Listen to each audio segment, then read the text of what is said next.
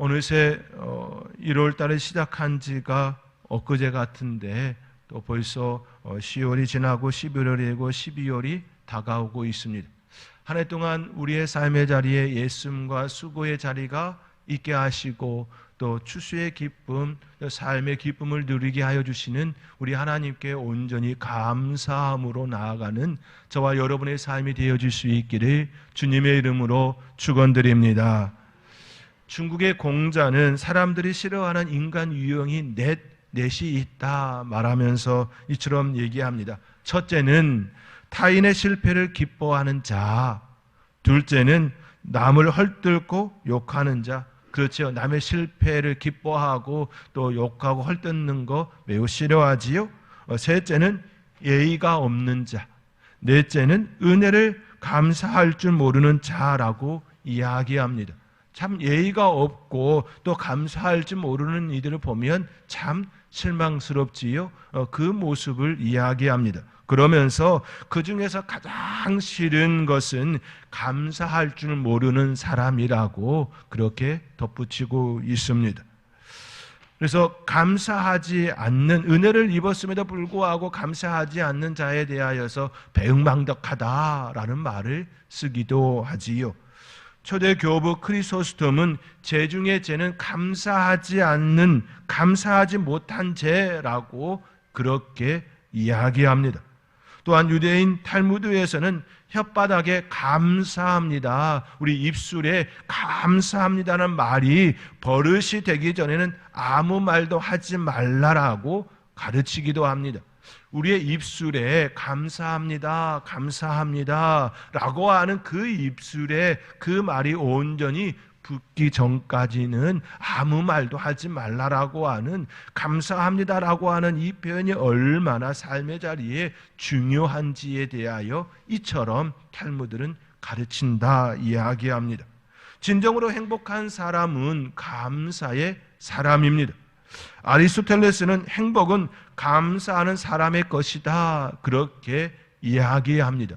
그렇지요. 우리의 삶의 자리에 여러 가지 많은 일들이 일어났을 때에 내 안에 감사가 일어날 때에 내 안에 기쁨과 즐거움과 행복으로 나타나게 되어지지요. 내 안에 일어나는 것들에 대하여 감사할 줄 모르는 사람은 내 안에 만족이 있을 수가 없습니다. 자족이라고 하는 것이 생겨나지가 않지요. 그렇기에 감사하는 자가 진정한 행복의 그 길로 나아갈 수 있다 이처럼 이야기하는 것이지요. 하나님의 나라는 감사하는 사람의 소유입니다 라고도 합니다. 마틴 루터는 하나님 나라는 감사하는 사람이 가는 나라이고 마귀의 세계는 감사가 없는 사람이 사는 곳이다 라고도 이야기합니다.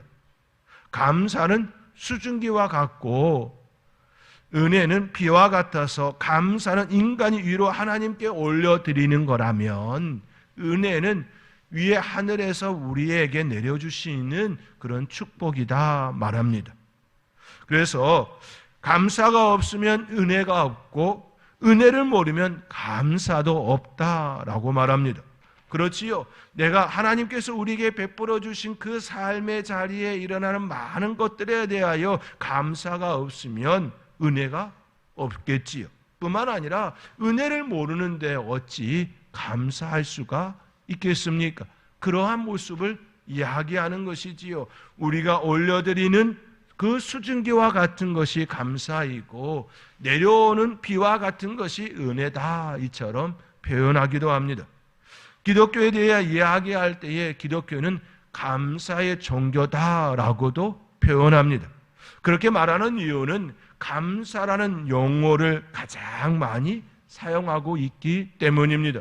성경에는 다른 종교의 경전과 달리 감사라는 말이 참 많이 등장합니다.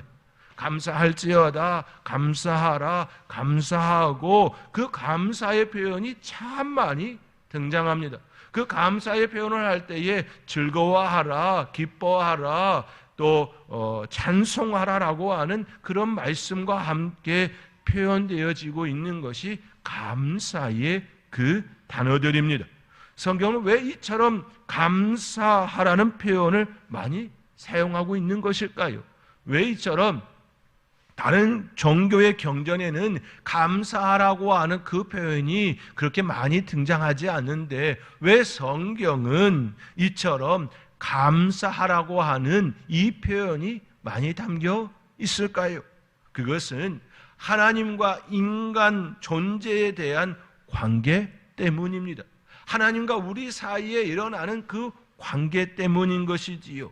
감사는 은혜를 받은 자가 은혜를 베푼 자에게 고마움을 보답하고자 하는 마음을 말과 행동을 표현하여 상대방에 절하는 것이다 라고 사전적 의미를 담습니다. 이를 한마디로 표현하면 고맙게 생각하는 태도입니다. 고맙게 생각하는 태도.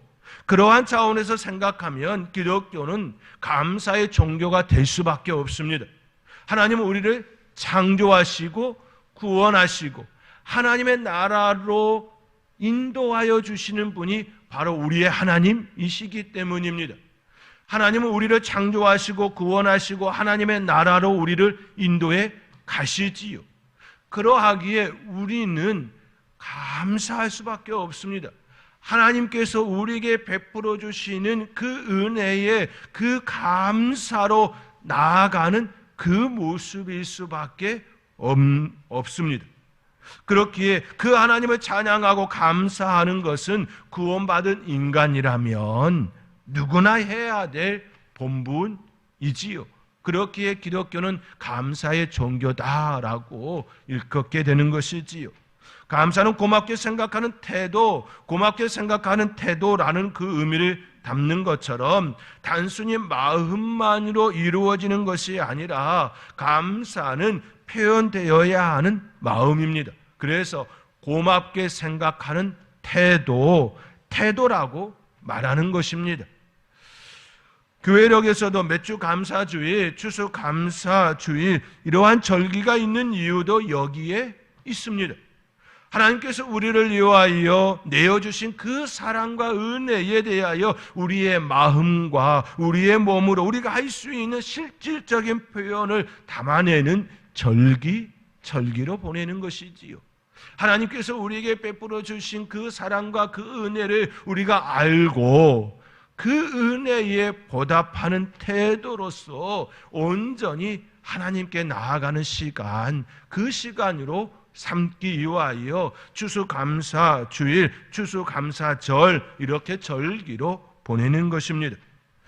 대부분의 사람은 감사할 만한 상황과 조건이 되면 감사하게 됩니다. 감사할 만한 상황인데 감사할 줄 모르는 때에 배은망덕하다, 은혜를 잊어먹고 사는 자라고 그렇게 일컫습니다. 그런데 감사할 만한 상황이라도 감사를 모르고 사는 이들이 참 많음을 보게 됩니다. 그 중에 불평거리만 찾는 이들도 적지 않이 많음을 지금 이 시대 가운데에 보게 됩니다. 감사는 우리가 살아가는 삶의 조건과 상황에서 발견되는 것이 아닙니다. 우리의 삶을 돌보시는 하나님의 은혜를 발견하는 그 믿음에서 자라나는 신앙의 고백입니다. 우리의 삶의 자리에 하나님께서 인도하여 주시고 은혜 베풀어 주시고 우리를 붙들어 주시는 그것에 대한 우리의 믿음의 반응이라는 말씀입니다. 오늘은 추수감사주일입니다. 잘 알고 있는 것처럼 추수감사절의 유래는 성경적 기원으로 접근하면 초막절이라 말할 수 있지요. 하나님께서 약속의 땅을 기업으로 주신 후 광야 생활을 기억하며 초막을 짓고 그곳에서 잠시 기거하며 하나님께서 인도하시고 베풀어 주셨던 그 은혜, 그리하여 정착하여 하나님께서 우리에게 허락하신 그 추수의 그 기쁨을 하나님께 드리는 그러한 모습임을 우리가 볼 수 있지요. 또한 개신교의 역사적 기원은 잉글랜드의 핍박 속에 영국의 청교도들이 새로운 터전 미국의 신대륙에 도착하게 됩니다. 그들은 질병과 치유로 고통을 받지요. 생사의 갈림길에서 겨우 생존한 그들이 그 척박한 땅에서 인디언들의 도움을 받아서 농사를 지어 처음으로 수확하게 됩니다. 그들을 지키시고 돌보셔서 출소할 수 있게 하신 하나님의 은혜를 발견하고 소박한 곡물들이지만 하나님 앞에 드림으로써 시작되어진 것이 바로 추수감사절입니다. 교회에 모여 하나님께 이 추수의 기쁨을 하나님 앞에 올려드립니다. 우리가 신앙을 위하여서, 자유를 위하여서 그렇게 나선 그 길에 우리 하나님께서 추위와 어려움을 다 이기게 하시고 수확의 기쁨, 추수의 기쁨을 누리게 하여 주시니 비록 처수확이라 적지만 초라하지만 우리의 마음을 담아드립니다 라고 시작되어진 것이 바로 추수감사절의 유래이기도 하지요. 미국은 감사하는 이들의 신앙 고백으로 세워진 나라라는 것을 우리는 기억할 필요가 있습니다. 이것이 바로 추수감사절의 개신교의 유래이기도 합니다. 처음 그들이 드린 추수감사절은 좋은 환경 속에서 드리는 감사의 고백이 아니었습니다. 어려움 속에서도 함께 하신 하나님, 그 하나님께서 우리에게 베풀어 주신 그 사랑, 그 고마움을 표현한 절기였습니다. 그야말로 자신을 드리는 감사의 고백, 신앙의 고백이었습니다. 그렇기에 오늘 말씀 가운데서도 이렇게 표현되어 있는 것이지요. 여호와의 말씀은 정직하며 그가 행하신 일은 다 진실하시도다. 그는 공의와 정의를 사랑하시며 세상에는 여호와의 인자하심이 충만하도다라고 시편의 기자는 고백하고 있습니다. 하나님의 인자하심, 하나님의 인도하심, 하나님의 돌보심, 하나님께서 우리에게 베풀어 주신 그 사랑에 대하여 표현하고 있는 것이지요. 여호와의 인자하심이 충만하도다. 처음 드린 그들의 삶의 고백, 그들이 처음으로 하나님께 추수의 기쁨을 드린 그 자리는 하나님의 인자하심을 드러내는 그런 시간이었다라는 것이지요. 또 오늘 시편의 기자는 그렇기에 우리에게 이처럼 권면합니다. 너희 의인들아, 여호와를 즐거워하라. 찬송은 정직한 자들이 마땅히 할 바로다. 수금으로 여호와께 감사하고 열주를 비파로 찬송할지로다라고 말씀하고 있습니다. 시편 기자는 우리를 향하여서 너희 의인들아 라고 호칭합니다. 우리는 모두가 다 하나님 앞에서 죄를 지은 죄인들이지요. 그러나 시편의 기자는 우리를 향하여서, 시편을 읽는 그 독자들을 향하여서 의인들아, 의인들아 라고 호칭합니다. 그가 이처럼 표현하는 이유는 비록 우리 인간은 죄인이지만 하나님의 은혜 가운데에 하나님께서 덮으심으로 언약궤 위에 뚜껑이 덮인 것처럼 시은 자, 그 의미를 담는 것처럼 우리의 죄를 우리 하나님께서 하나님의 은혜로 덮어주셔서 우리의 죄가 드러나지 아니하고 하나님의 은혜만 나타나게 하심으로 우리가 하나님 안에 있기 때문에, 하나님의 은혜 안에 있기 때문에 우리를 향하여서 너희 의인들아 라고 말씀하고 있는 것입니다. 그렇게 너희 의인들아 라고 이처럼 표현하면서 하나님을 기뻐하라, 하나님을 즐거워하라, 하나님을 찬송하라 라고 말씀하고 있는 것이지요. 의인들, 즉 하나님 안에 있는 사람들이 마땅히 취해야 할 삶의 자세와 태도는 하나님을 즐거워하는 것입니다. 하나님께 감사하고 찬송하는 일입니다.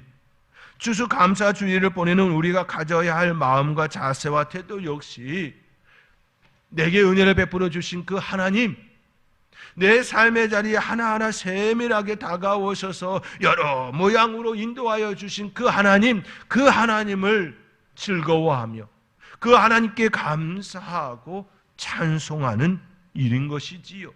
그렇기에 추수감사주의를 맞이하여 오후 예배에 우리의 입술로 하나님을 찬양하고 또 악기로 찬양하고 우리의 몸으로 찬양하는 시간을 드리는 것입니다. 오늘 특별히 열린 예배로 우리가 하나님 앞에 또 예배를 드리고 있지요. 우리의 마음을 다하여서 우리의 입술로 하나님 앞에 찬송하기를 원합니다 라는 마음으로 이처럼 보내는 것입니다. 우리는 항상 드리는 그 예배의 그 형태가 너무 익숙하지요. 그렇게 드리는 것이 더 마음이 편할 때가 있을 겁니다. 그런데 오늘만큼은 우리 하나님께서 우리에게 베풀어 주신 그 사랑을 온전히 마음으로 감사하며 악기로 또 우리의 입술로 우리의 마음 다하여서 하나님 앞에 찬양으로 나아가는 저와 여러분이 되어질 수 있기를 원합니다. 더 나아가 우리를 위하여 내어주신 그 예수님의 그 몸과 피를 받으며 하나님, 나 같은 죄인을 구원하여 주신 그 은혜, 나 같은 죄인을 살리신 그 은혜, 감사함으로 주님의 몸과 주님의 피를 받겠습니다. 하나님, 그 은혜 안에 머무는 저희들 되게 하여 주옵소서라고 기도함으로 성찬의 그 예식에 또 동참하시기 바랍니다. 그렇게 시편 기자는 3절의 말씀과 같이 새 노래로 그를 노래하며 즐거운 소리로 아름답게 연주할지어다 라고 말씀하고 있습니다. 새 노래로, 이 새 노래는 새로운 작사 작곡한 노래를 의미하지 않습니다.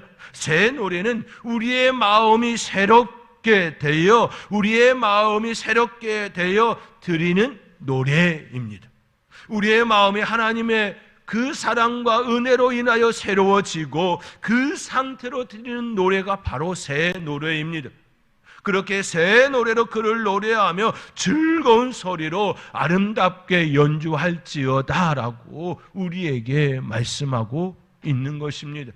오늘 하나님의 말씀과 함께 우리의 마음을 다하여 우리의 마음을 새롭게 함으로 새 노래로 온전히 하나님을 찬양하며 또 우리의 신앙을 고백하는 아름다운 추수감사절, 그 절기가 되어지는 저와 여러분의 삶이 되어질 수 있기를 소망합니다. 사랑하는 성도 여러분, 추수감사주의를 맞이하여 한 해 동안 우리에게 베풀어 주신 그 사랑과 은혜를 더욱더 고백하며 온전히 하나님께 감사함으로 반응하며 찬송함으로 그 영광을 드러내는 저와 여러분의 삶의 자리가 되어질 수 있기를 주님의 이름으로 축원드립니다. 기도하겠습니다.